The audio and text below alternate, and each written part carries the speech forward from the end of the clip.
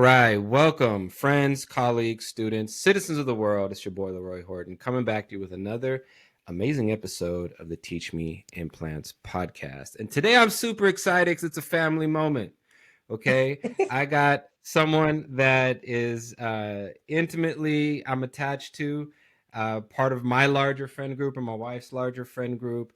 Someone that I felt was perfect for this specific episode because of her expertise, because of what she does for a living, and the what she contributes to teams and people that are taking on complex long-term projects and tasks. So without further ado, it is my extreme pleasure to introduce my good friend Antoinette Atkins. My girl, how you doing?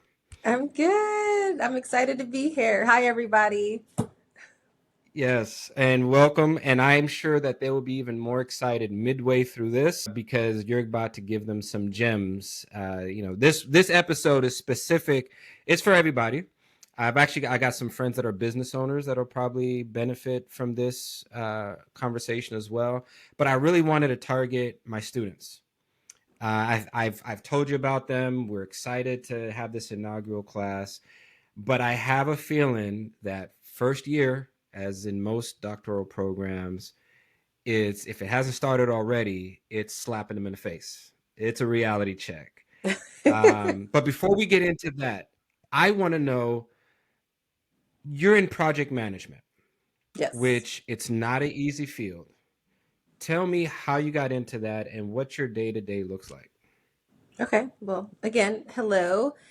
So I actually never planned on being in project management. I would say I didn't find PM work. PM work found me. And that is because I worked for a long time as a program manager for a nonprofit and then for another business when I was younger. And I took a professional development course and I worked with a coach. And that's actually how I was originally introduced to project management. And so, as a program manager and working on an initiative for the city of Tacoma, I worked with multiple nonprofit organizations and over 75 local businesses, and also in collaboration with the Tacoma School District and the city of Tacoma. So, in this role, I found the project management principles that I learned through my professional development coaching very vital to the success of this initiative. And from there, I decided to take an actual project management course with the University of Washington and then get my PMP with the Project Management Institute. PMP also stands Okay, for Project Management Professional. gotcha. And Hmm. so for the layperson, when we hear project management, we often might think of a reality show, like The Apprentice. Like, not that I'm trying to give Mr. You know who any shine, but that's probably the most tangible thought that comes to mind for someone my age, right? Um, yeah, I mean, because when I guess, and this is probably why I need you to be here to elucidate this for me. What Hmm. does a day to day look like? Like, let's say I bring you in as a project manager in my dental office, and I might give Yes. you a set of goals that we want in a year. What does that task and those action items look like for you in the span of a kind of a long term relationship? Yeah. So if I was working with you as a project manager, I would definitely first define like what is it, the goals, the scope of the work, right? And making sure that who's involved with this, right? So it's not just you as the dentist, it's your entire team and how do they feed into the scope of work at hand. And then from there, there is each goal then has different goals within that goal. So it's like Right. breaking down each goal into manageable milestones throughout whatever timeline is established between us, and then really focusing on how can we achieve that within that time frame. Is Okay. that simple enough? No, it absolutely is. And so now, as the picture is starting to form in my head, Mm-hmm. Would you say that when you come into a setting that you are more in an assertive, kind of like a foreman on a construction project type role, or are you more of like a passive partner or consultant? What does that dynamic look like? I would say I'm more of a consultant, but it depends on the actual project. And I never come in just like, hey, this is what we're doing. This is the timeline. I think when people try to manage that way, they ultimately fail. I think going into an organization that you're not a part of, or a business that you're not a part of, it's important to listen. Listen to what has been defined as the goals. Listen to, and sometimes there's no goals. There's just a vision. This is the vision, right? Mm. It's like, okay, well, how can we break down this vision? But outside of breaking down the vision, it's important to understand how everyone that's a part of the project that's going to actually do the work understands it, um, once the vision is broken down. Okay. Where is there a challenge within dealing with people within multiple levels within an organization? Because every organization Absolutely. is hierarchy, right? How challenged? Because I mean, I have some background in business ownership, and so I was managing staff, Hmm. but I at least had an authority in which I could hire, fire, and people had to listen. People had to conform. What does that look like for you coming in as a third party, but then trying to guide multiple people towards the same direction?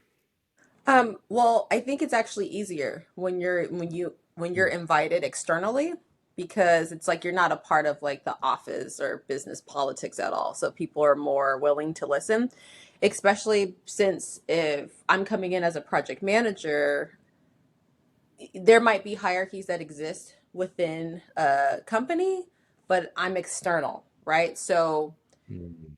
if you have your assistant, right? She just follows what you tell her to do, right? Versus she might be more willing to give insight and contribute to the project because I'm not her, I'm not her boss, right? And so I Right. think that with project management coming in, you kind of you balance the different, I think the different levels of people within an organization at different levels, if that makes sense. Right. Right. So It it's like, does. it's, yeah, go ahead. Good. Hmm. I was gonna say it almost sounds like you're coming in without the baggage and history. Yeah, You're a I'm fresh neutral. face, fresh Yes. ideas, and people buy into that more than just, if I say something, it's like, oh, here he goes Eh, again, Mr. Grumpy Boss. You know what I mean? well, then it's, yeah, and I think it's like I'm neutral, and I like to call myself like my superpower being like the smooth operator, because I can go Mm. in at any level and contribute, because that is why people hire me. But I think too, what was I gonna say?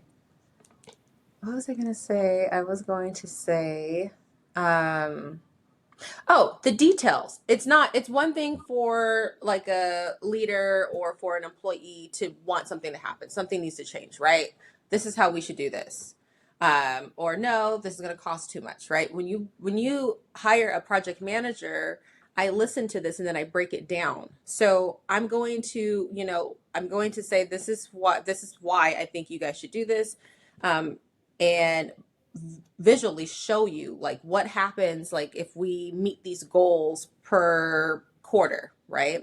And how it Mhm. impacts the entire project or the business, once the project is done. So I think sometimes due to capacity, a leader doesn't have the time to do all of that work. Neither does their direct report. So coming in, it's not just about the actual goal, it's breaking it down. And for me, visually breaking it down so people can literally see this is what happens when, if we accomplish this goal, this is what happens if you don't. And so I project it Right. for the entire timeline. Okay. Okay. And you mentioned that you had a personal development coach as well. Yeah. What's that like? I more and more I'm running into friends and colleagues that have or have had personal coaches. What is that experience Oh, like? I think everyone should have a coach. at all levels. Mm. And matter of fact, one of the contracts that I worked on for a few years, actually, the students that I worked with had a professional coach in whatever industry they were studying to be in. So if you were a computer science major, you had a software engineer as your coach that's in the field. And within this organization, they also had executive coaches for executives in C-suite, right? So it's a community. And so at all levels, I think you need someone that can nourish your soul or contribute to whatever it is that you're studying. It's kind of like a plant, right? So you can Mhm. have a seed, a baby plant. You can have a plant that's, I don't know, 10 years old, but they still need the same things. They need water, they need fertilizer, they need soil. And so at all levels, we need other people, especially experts in our fields, to be able to mentor us and coach us. Because if you think you're uncoachable, then you have a lot more to learn. Then you definitely need coaching. Yeah. Yes. Right. If you think you don't need a coach, then you probably need a coach, right? Especially, as you said, like in business or depending on what you're studying, sometimes people can feel like Mhm. they're above coaching. Oh, I don't need Right. this. Yes, you do. Right. We all do. Yeah, But you I do. loved Yeah. it. I still have a coach, and life is going to change. Sometimes we're going to be hit with things that we're not expecting. So having someone in your corner that you trust to help you navigate professional challenges and even personal challenges is definitely another way to win. Well, so I'm glad our conversation went down this track because for me, I've mentored a number of students, and with my current students within the program, I'm an advisor to a group of students. What is the difference between advisor, mentor, and coach? Is it a difference in being proactive versus being passive and just waiting for questions? What is the ideal way in my situation? Let's say with my advising group, I got Mhm. 4 students that we do check-ins, and I'm responsible for them for this next year. How can I best be more of a coach than just a advisor? I would say the first thing is to build trust, period. Because Mm. sometimes, due to who you are and how you show up, your students are going to approach you in a certain way.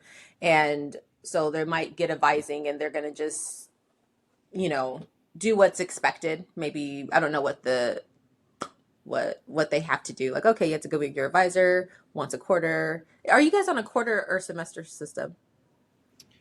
Semester. Okay. Well, it's a term, which it's like it seems like semesters, but then there's summer, and so it's like a 3-term year, if that Okay. makes sense. Okay. Yeah. Okay, good to know. So, but that's more advising. Like, okay, we're going to follow this guideline, whatever is set out in dental school, and like, where are you? Where are you? Right? That's more Right. advising to me. I advise, like, okay, these are the classes you take. Okay, you're low in this. You might need to take this class over. You need to get, I don't know, I don't know how many hours of volunteer service, or I don't know anything about dental school, but Right. whatever it is, I think that's more advising. But Yeah. coaching, it's really understanding and learning who your student is, right? And outside of that professional aspect of coaching, it's like, where are they in life, right? Like, how can you take whatever their experience has been up to this point and apply it to their vision for their future so that they can not only graduate from dental school, become the dentist that they want, buy that house they want, like start that practice that they want. It's like visionary. And for me at least, Mm. coaching is holistic. It's not just one thing. Right. Right. Okay. So I think this has been a great introduction to your expertise and what you bring to this conversation specifically, and then what my students probably need to hear. And one of the things that I always question is, what is someone's inherent strength? What are they hardwired for? And when it comes to being organized, being a planner, having this balance of short term and long term vision and all that, Is that something that's hardwired, do you think, or is that something that most people, majority people, just have to learn by having coach, mentor, some type of guidance?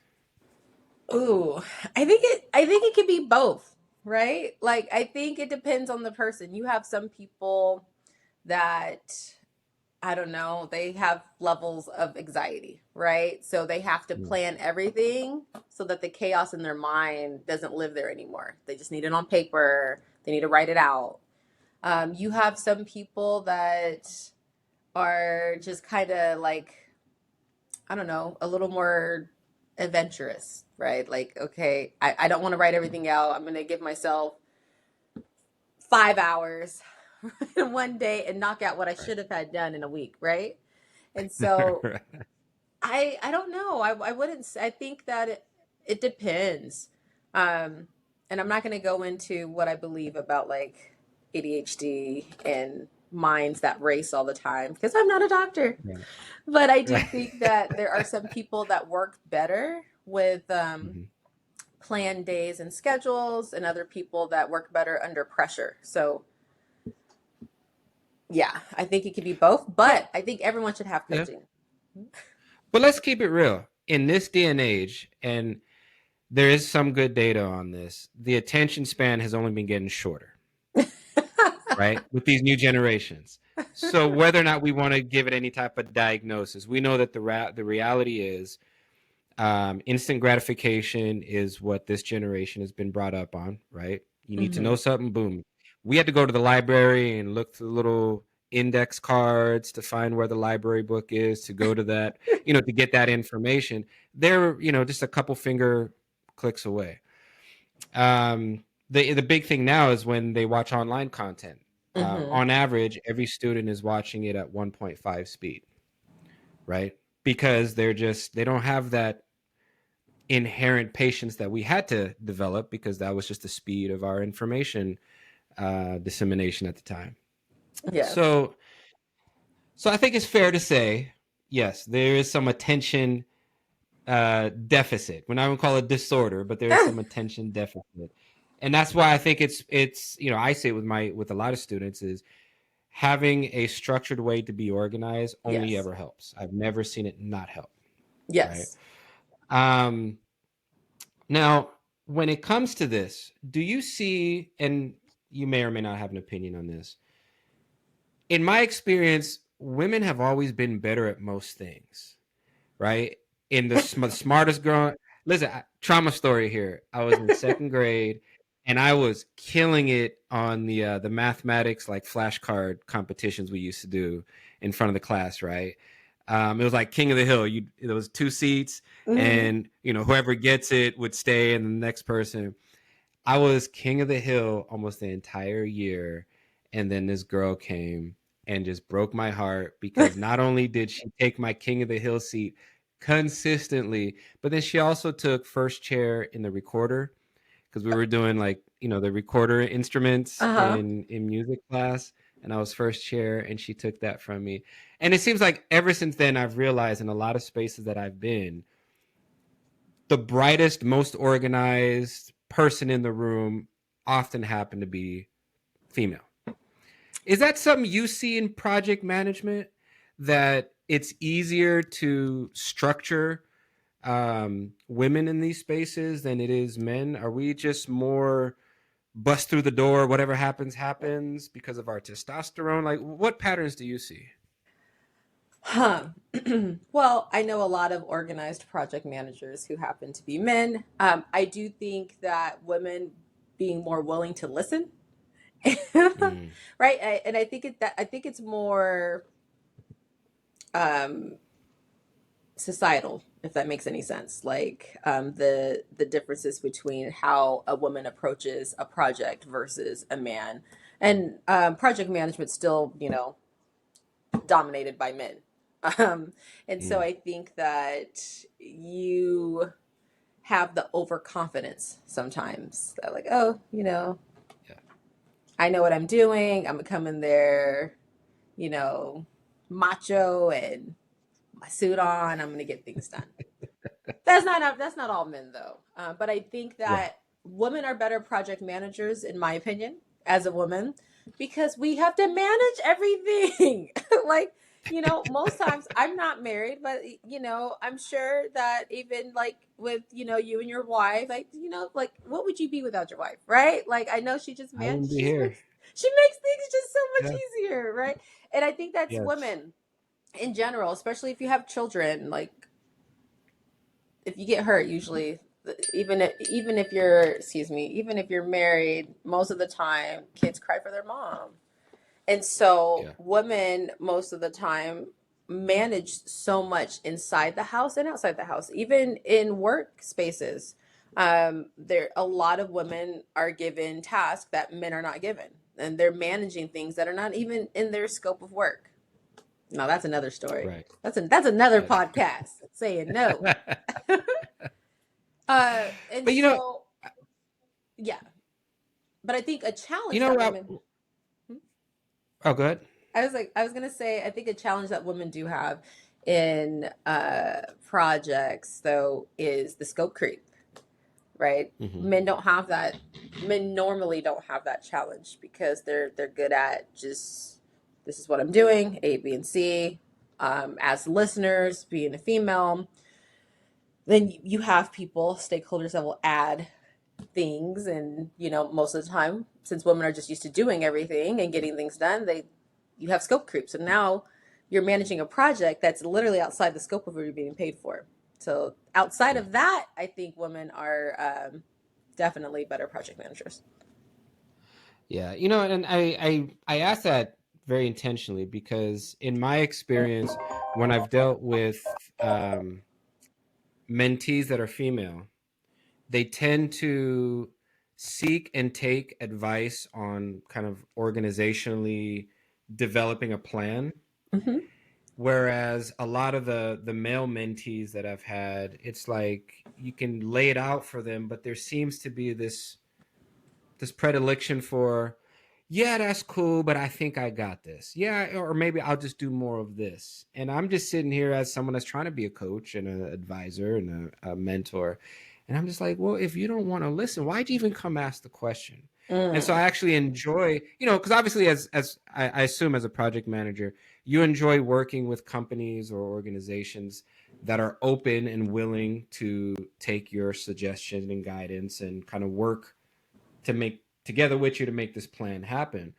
What would be the best way for me to engage student, whether male or female, Mhm. where I feel like there's just an inherent conscious or subconscious resistance to actually hearing advice and putting it into action?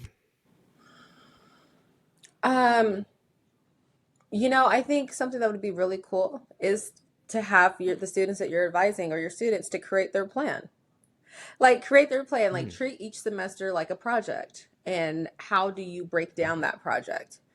Because I think then well, if they're asking a question, then it's like, okay, are you willing to accept my advice? I don't know. Maybe that's a contract. Before you start a project, you have to have a charter, right?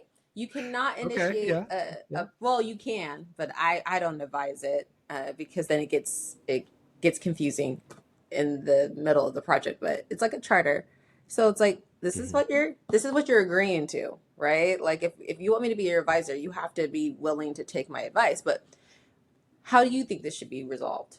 I love asking that question, right? When people like, Okay. I'm like, the thing is, you're gonna pay me regardless. So Right. you should get, and that's what you're doing too. The students are paying you to be there, so it's like you should get as much as you can out of this. But when people are not willing to listen, I always just pose the question, how do you think this should be resolved and why? And Right. sometimes, then, they have to work through it. And I'm like, okay, if you created a project for the semester, how well did that plan work for you? Are you willing to Mm, change? Because I can create plans all day, right? I get into my smart sheet. This is the goal. Here's the dashboard. It's all beautiful, but that's just not reality in a project. Things are going to shift and things are going to move, and some things are not going to work depending on the person or the project. And I'm assuming that's the same with dental schools. What works for one student may not work for the other. Someone has someone at home, right, to help with the kids, and someone doesn't, or someone doesn't have kids. So the way that you apply or organize yourself is going to be different. So yeah, it'd be interesting if you challenged your students to look at the work that they're doing as a project, and how do they see themselves breaking that down. I am so happy you said that because I have been really giving it some thought as to how I want to approach my students in this coming year. And, they're adults. So part of me was like, all right, well, if they need help, they'll come to me. I'll keep letting them know I'm available. But I really love this idea of having them actually chart out their vision for, even if we do it just by terms. Um, what they want to accomplish, what they want to learn, where they want to be, how comfortable they want to feel with the content and the whole nine. And then at the end of each term, like, yeah, there's check-ins along the way, but hold them accountable to either what they created as a plan or what we created as a plan. Or like you said, well, hey, if your plan didn't work, are you willing to take advice on, yeah, I love that. And I think I'm absolutely gonna implement that. I'm learning. I had this episode for the students, and here I'm picking up tips and trips and tricks. I love this. So from the student aspect, though, because I think I got a gem and a pearl from what you just said. On a student basis, how can a student look at what they're embarking on for 4 years? All right, and Mhm. this is a 4-year program with book learning, traditional lecture learning, hands-on. There's going to be clinical experience that's heavy in third and fourth year. If you, Antoinette, are a student, and with your knowledge that you have now, because now you're the expert, you're the professional in managing your project, and Mhm. being a student is your project right now. What will be your first steps in building this 4-year plan? Yep. Well, first, one thing I love about school is that you sign contracts. And people don't look at their syllabus as contracts, but it's a contract, right? When you say that you're willing to pay this amount of money to participate in this learning or study, it's literally a contract. So that's why I'm breaking everything down first. It's like, and what I love about a syllabus, it's like it's planned out for you. You just have to, like, you got to do the work, but it's really structured for you, right? You know you're gonna have to Right. take these classes in your first year. You know you're gonna have to do your clinicals, right? And so all I'm going to do is take this information and make it work around the things that I love doing. So if I was a student, first going to break down my the syllabus that I have, and structure it, knowing like what do I want to get out of this. I'm gonna have my cheerleaders, right? I'm gonna look for my stakeholders. So who are the people that I am Okay. accountable to, right? The people like my advisor, um, who I don't know. I look for my team. So I'm going to have a team. If I was a student now, I'm going to break down my 4 years, and then I'm going to look for my cheerleaders. I'm going to have someone my coach, the person that gives me inspiration. I'm going to look for a student that I feel comfortable with, that I can study with, um, and just my whole strategic cheerleading team, right? Because I know I'm smart enough to know that um, things get done better with support. Another thing I would say, I would use, well, something that I actually do use in my projects, I use smart sheets. And something that Dr. Horton was saying, like in his day, you had to go to the library and check things out and read it, and everything was like slower. The beautiful thing about being in dental school now is that you have technology right there in your hands. And so use it. Use project management tools like Asana, Smartsheets. I also use Motion, and basically it is AI, but it's kind of like a virtual assistant. So you can plug anything that you need into that, and it will automate like when you should get things done based off your milestones and goals. So if you could create a project within Motion, for dental school, and then break it down so that and then put all your task and put all your assignments in there, and then it will automate it for you. So your calendar is populated and you don't have to really do the work. You're just, because you're assigning it based off project, and then you're allowing Motion and AI to create for you. And what I love about that too, for me, is I put everything in there. So it's not just school, it's time with my family, it is time with my friends. And so I allow, yeah, I allow Motion to do that. I'm a visual learner too, so it's very important for me to have dashboards. When you are going through 4 years, that's a huge commitment, and I know dental school is not the easiest. So creating a dashboard using like technology like Asana or smart sheets, and if you're not into that, using an Excel sheet and building that out, it's beautiful because you could populate all your tasks and you can use it for the 4 years and visually see where you are. Oh, you're back. I decided to keep on talking. Share what I was saying, like if I was a student, basically I would, going back to what you were saying about back in your day and having to go to the library and pull things out and read everything, like the process was just longer and slower. The Right. beautiful thing about being a student today is that you have technology right there, literally, like the amount of information that you can look up, or have access to is phenomenal. So it's like, hey, you should be the smartest student because you have access to everything. But one thing that I do like to use, well, going back to what I would do if I was a student, I would look for my stakeholders, like who do I need to know within dental school, but then my cheerleaders. You have to have Mhm. a team, and the idea of going through something alone and not trying to find a community within um, school, I think is it's ridiculous. You're supposed to work smarter, not harder. If you choose to go through a process or go through school by yourself without the support of students and faculty, it's just harder. That is so much harder because your family is not going to fully understand what it is that you're going through. So Right. having cheerleaders, who's that person that we can sit and study together, right? And maybe we can go to a bar or go to a coffee shop or make it fun, right? Mhm. Who is the faculty member that I know, is going to give me like tokens of wisdom? That is very important. But then also, now you break down your 4 years. Like, what is it that you want to achieve, and remembering your why or your vision. I think that's important because there's going to be nights and days that you just say, forget it. Why am I even here? Right. And so Right. Right. having that is also important. But I was talking about the technology and using it to your advantage. So I use something called Smart Sheets on all of my projects and Mhm. Motion. Smart Mhm. Sheets is a easy way to manage projects for um, with different people that may not fully understand project management, right? So just because an organization hires me doesn't mean that they know what a Gantt chart is and they've done milestones. So I love Smart Sheets because it's easy. It's just easy to navigate, right? And then you could create dashboards. So if I was a student, I would create my 4 year dashboard so I can see my progress over time.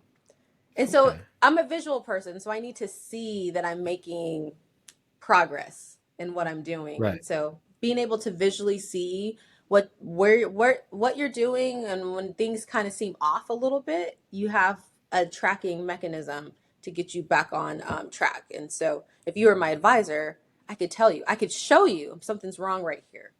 Like, oh, I got a B this semester, and I can see where I started to fail, or not fail, but I kind of Right. had a hiccup or whatever. Something was challenging for me.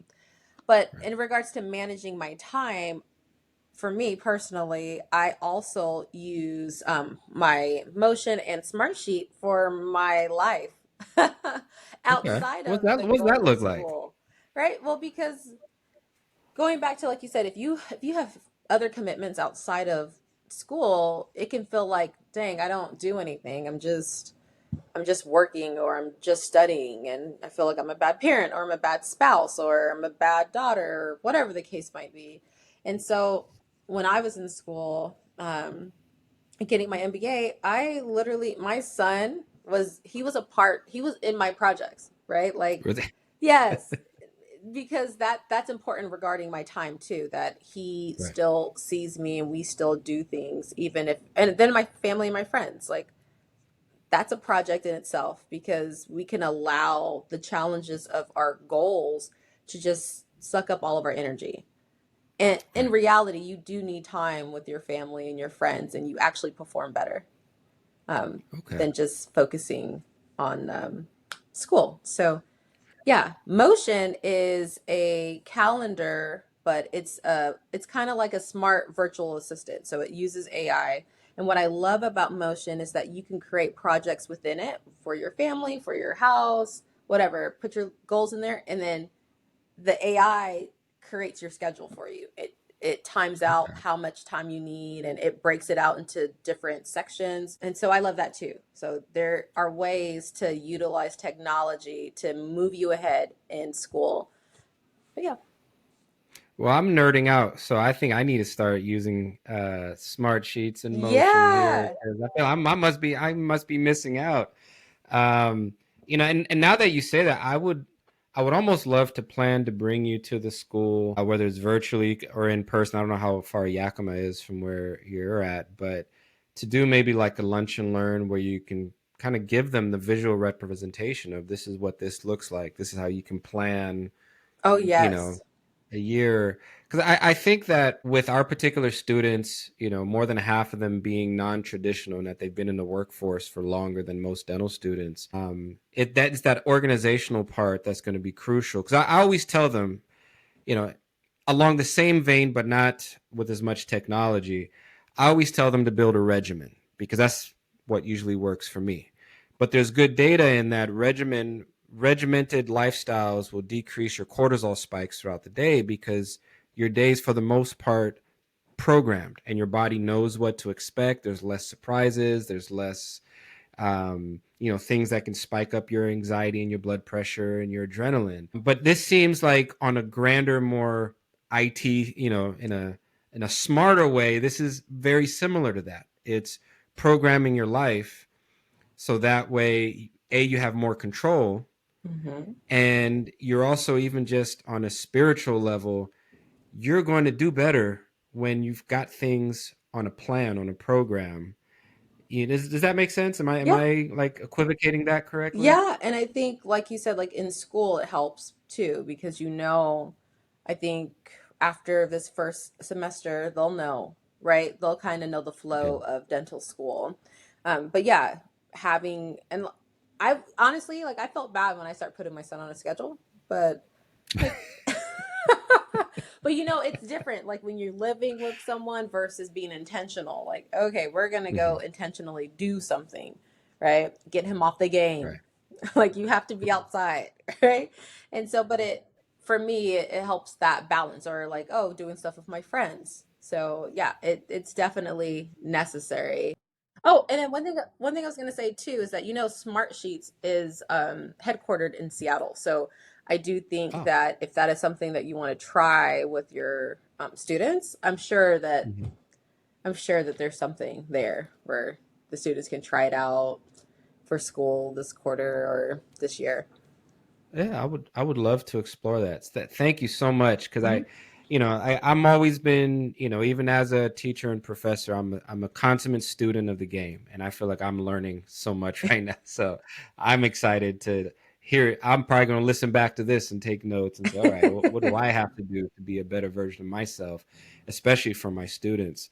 But let's say we put things into action, we get organized, and I'm assuming this happens in your business, in the professional world as well. Things aren't going to plan, and there's looming potential failure, or at least not hitting those targets and those milestones that we've set. How do you?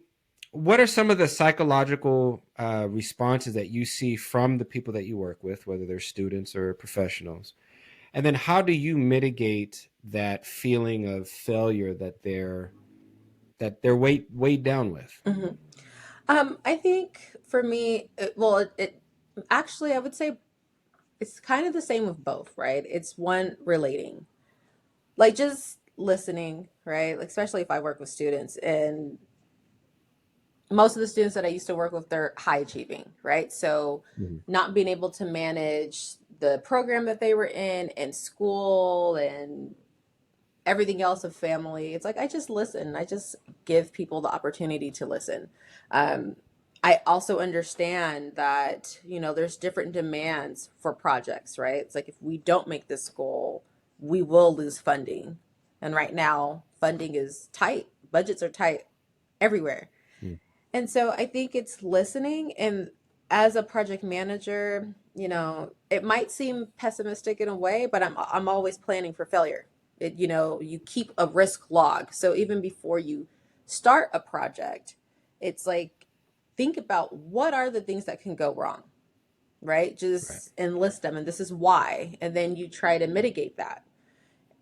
Sometimes that doesn't help. There's things that are going to happen that were just unplanned, and that's okay. I think it's important to be transparent, and which is why one of the reasons I like to visually see things. When we talk, we're talking, right?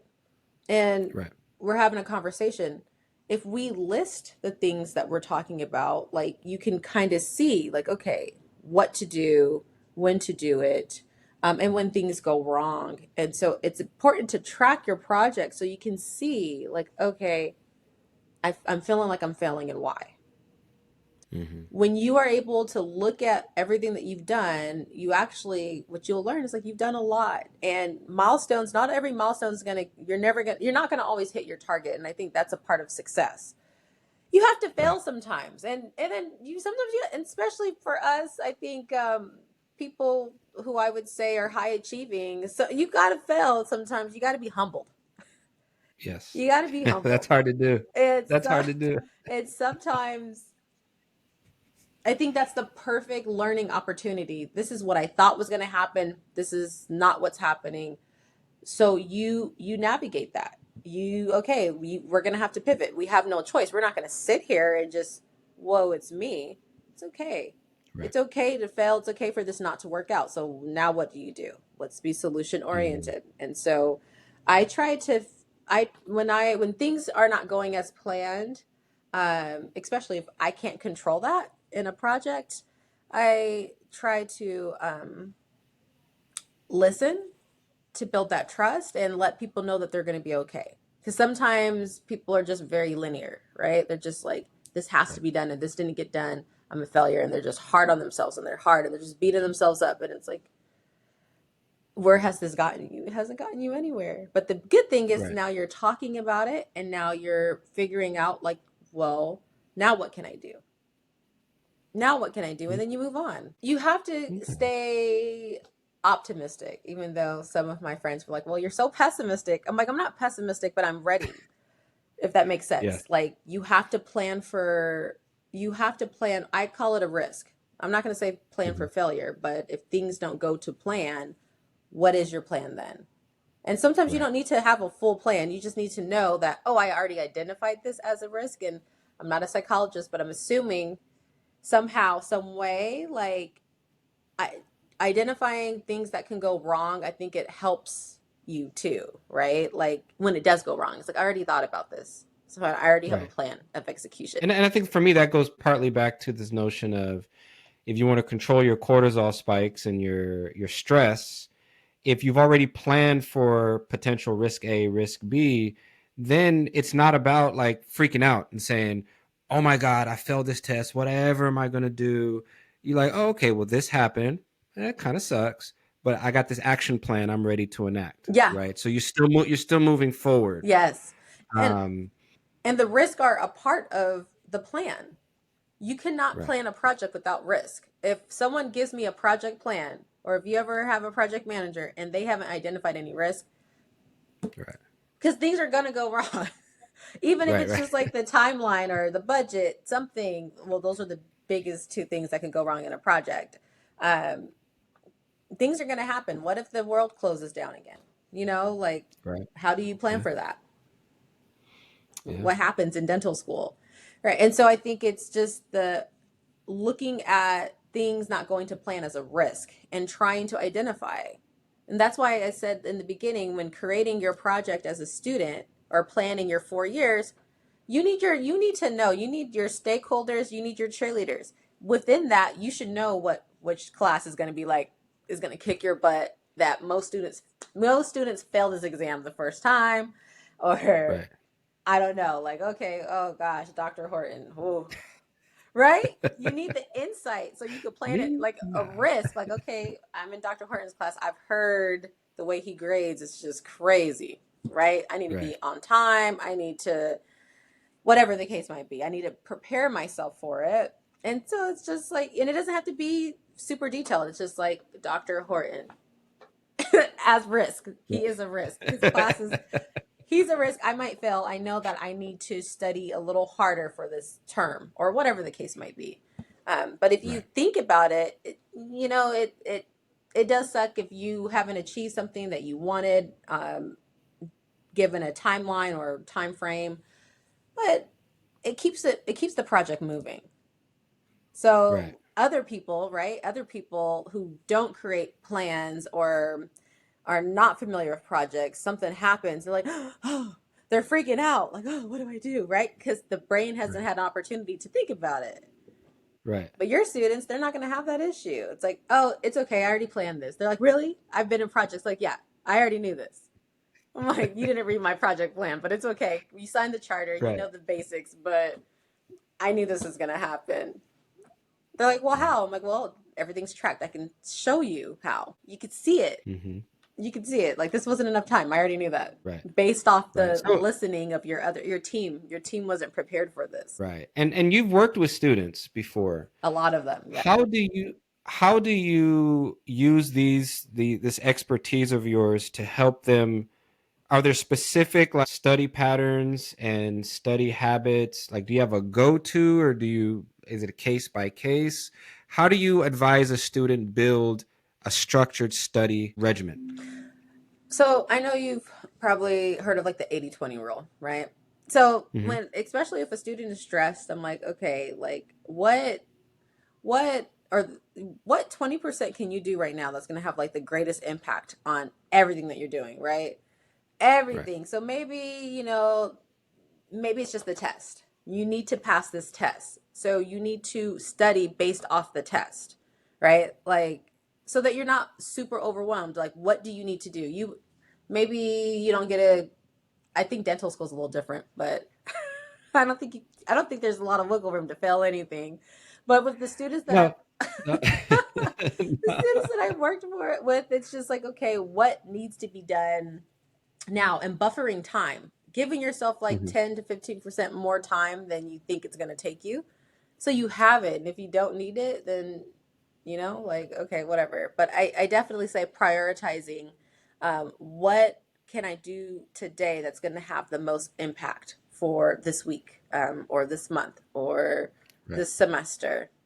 And then um, I like to use the Eisenhower matrix too. So it's kind of like you have like these four quadrants, and it's like, okay, what do you need to do now? What do you need to do later? What can be delegated? What don't you need to focus on at all? And sometimes Right. just quickly just make those quadrants, and you can make a to-do list like that, so that you can focus on what you know is a priority. And then if you get to the other things, it's like, okay, is it gonna am I gonna fail this class if it doesn't get done? No. Right. Right. And so Right. yeah, I would say the biggest thing is like the 80/20 rule, and figuring out like what are your top priorities. Okay. So, I'm so glad that you said that, because as we started building out this program years ago, the program really adopted this notion of setting what your end goals were and then reverse engineering the process Hmm. to get there. I feel like, however, in education, teaching to the test or studying to the test has always been frowned upon, Hmm. right? They want you to kind of have this holistic understanding of concepts and principles, which I feel like I fall on both sides. Yeah. I do want someone to have an intimate understanding of a concept and know not just the XYZ, but the why of each step, right? And how the steps all intertwine and are involved with each other, just so they can have that greater understanding. But when you're asking someone to embark on this 4-year journey, there has to be a certain amount of, like you said, planning and programming where you're looking at what your desired end results are. And if it's on a test, you're right. It should be, if I'm not committing blasphemy by saying it, is by asking what is going to be on the test, and then almost reverse engineering my study patterns given what I know I'm going to be assessed on. Right. That would be a fair strategy, correct? Yes. And I think so. I completely understand not like looking at life in a holistic view. However, time, it's like bare bones, what at bare minimum, what do I need to know? Right? Because that Mm, is really, and I think if you're short on time, you have to know what's on that test. And so it right. allows you're reading 50 pages for a class. Do you really need to know all 50 pages, or are there key points that you need to focus on? So it's better to prepare to know what's on the test, right? Because the way that I see it is that you have faculty, you have people that the community, that the state are trusting you with this information. And as a doctor, you know what they're looking for. You know that when it comes to performing some type of oral surgery, there are Mm-hmm. fundamental things that you need to understand. And some things, yeah, it's there, but if you don't do this right, this person can lose their life, right? Or Right. something, have some type of severe infection in their heart or their brain or something like that. So it's very critical that you fully understand this particular process. And so I don't look at it as studying for the test. It's like, well, if I'm a student and this is what they're telling me I need to know, I also know that there's a board. There's like all these different people that are involved before it gets down to me to this test. Right. So it's like, okay, you need to know these bare minimum. If you're able to understand other things, that's great. But from a time perspective, it's like take time to fully holistically understand these concepts because you are Mm. going to be tested on it, but it's beyond the test. This is like, I'm a little dramatic, but life or death. Like literally, you need to know this concept, and we're telling you you're going to be tested on it over and over again before you get to clinicals. And then even when you get to clinicals, you're still going to have to really understand it because that's the holistic part to me. It's like the practical. Like I know that I need to know this information. I'm going to be tested on it over and over and over again because when I get to clinicals, I'm also going to be tested on it over and over and over again. And then when Yeah. I have a practice or I'm a practicing dentist, I also understand that I'm going to have to do this procedure over and over and over again. So this is why I'm Right. studying to this point, and I will holistically learn what is on the test. And I Right. so yeah, there's just not enough time. And I do struggle in some projects where there's so many meetings. I'm like, and it's hard. I'm like, because this is their culture, but I'm like, you're not moving your team. There's no checkpoints. Like, Mm-hmm. what do you need your team to know? They don't need to know everything, but you guys you're spending 5 hours of your day in meetings. I'm like, no one, well, you're not moving this way because everyone's so focused on the quote unquote holistic part of meeting. I don't, it's just Right. like meeting Yeah. with different teams. And I'm like, Right. but they don't, this could be a checklist. No. Just Yeah. keep it moving. Like, what does everyone need to know? And I think sometimes that's Mhm. not clear, but you are talking to someone that is a project manager. So my holistic approach is going to be at bare bones, what needs to be done. Um, Right. I love the working backwards piece as well, because you're thinking about the goal and then you're breaking it down. That's really what you're doing. Right. And that's project Right. management. Yeah. No, that's awesome. And I think, I mean, so far we've got so many gems both for I mean, hell, faculty and students, because, like my challenge as faculty, and this is why I will probably be taking some of your advice in my planning, is I've got 4 years with these students, and within that 4 years, I'm only allotted X amount of time with them per week. Mm. And we're in a day and age where, dental school has been 4 years forever, but the amount of information has exponentially grown. And so we're trying to squeeze even more information in the same 4 years, as opposed to maybe saying, hey, maybe dental school should be 6 years or whatever. So I need to make sure I'm efficient with my goals for what I want the students to be graduating with as far as knowledge and skills and so forth.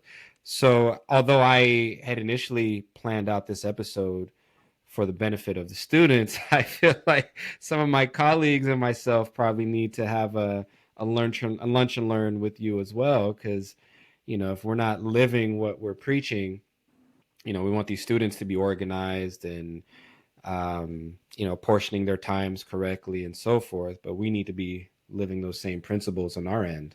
So yeah, this is awesome. This has been, I cannot wait to get you to the school to do a session with everybody, essentially.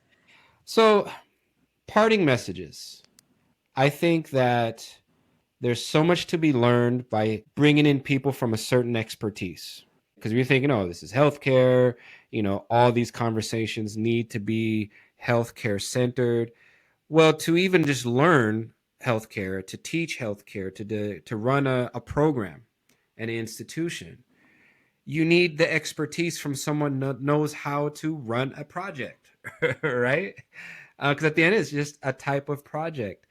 What is the best advice you would give leadership? Like, let's say you were talking to the dean of the school, and you were, and obviously, it's this is just a small bite size piece of advice that you're giving. What is the best way for someone in charge of a massive institution to approach? Is there a philosophy that you could say, hey, if you kind of go on in this direction, you'll typically have more success or be more able to attain the vision that you have set out? From a project standpoint or just in Yeah, general? both, both. I mean, the project of creating a successful dental school and graduating your first class, right? Because we just had our first inaugural class started. The project is to get them out fully competent, extremely skilled new graduates. What are some sound bites that we can take from this short episode? Hmm. Well, first, congratulations. That's exciting. I would Yeah. say, hmm, for a dean, I would say trust your vision and make that vision transparent because you cannot do it by yourself. I think that when you're doing something new and you're leading something new, and the goal is to graduate the students, right? And they are successful, or the goal is for them to be successful dentists, right? In Washington Right. State. I think it's important for the students that you are leading to understand that vision and to feed into that vision. And I think a part of that is being a transparent and trustworthy leader Mm. where you guys are working together as a community to graduate the students and to make the school not just to graduate the students, but to make dental school a greater experience for everyone. Yeah, yeah. Okay. We'll take that. I'll make sure he listens to this.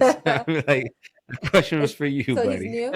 He's a new dean. um, he's the founding dean of this school, so he's been dean building the program from the bottom up for, I want to say, 3 or 4 years now. And then he was interim dean at a previous school, and he's held other appointments, but this was his first time founding a school from the very Oh, beginning. that's Yeah, yeah. And so, as you can imagine, there's a lot of challenges and a lot of surprises where you think you thought of every scenario, and then things are going full speed, and you're like, oh crap, we didn't think of this. We don't have something for this. And so that's kind of been the exciting part, Hmm. since my tenure of about a year so far. It's, being in a lot of committees, building out student crisis, response plans, and um, academic support plans and all that kind of stuff that we're building from scratch, and uh, things we didn't anticipate popping up. And you're going like this, like, how did I not think of that? Right. Well, I would say But too, one thing I would add to that is, uh, things are better with others. And so, mhm, you can't manage it all. right. hire a project, hire a project manager. Right. Shameless plug, right? No, but No, checklist, that is yes, checklist, like yes, SOPs. checklist. I like SOPs or standard operating procedures. That's great, but I feel like it's too much, right? Like no one's really reading through a lot. Create checklist. Like, bam, this is what we need to do. Like you said, the safety plan checklist. It's easier for Right. people to remember. Yeah. Yeah. And it builds routine. Hmm. I think when I did my stint at Kaiser Hospital with an anesthesia rotation, the checklist they do before surgery, and I don't know if you've read the checklist I manifesto. have, yes. It's a great read. But I've seen it. I've seen how it's penetrated the medical field, Hmm. and I 100% appreciate it. Because when you got that big whiteboard in the surgery room and you're going through every list, who's present, what's everybody doing, what's the patient, what's the procedure, and there might be like 30 things you got to check off. Hmm. And I'm thinking to myself, if I'm the patient laying there, especially when you hear stories of like wrong legs being amputated and whatever, I 100% have seen the value of checklists, so much so that I use them in my daily life. Yes. So yeah, I love that you said that. I absolutely love that you I said would that. say that for students too. Um, Use checklist. They definitely help. yeah, yeah.